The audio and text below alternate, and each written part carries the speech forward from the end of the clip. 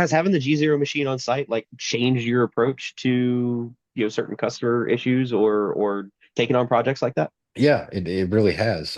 If somebody can think of something and you can draw it, you can print it. And I'll go back to the pulling tractor spacers. I often say this, they didn't know they needed the spacer. And if you go back to Henry Ford, one of his famous quotes, if I had asked people what they needed, they would have told me faster horses. So, the printer is a perfect area. They didn't know they needed this spacer until I explained to them, hey, this is what I can do for you.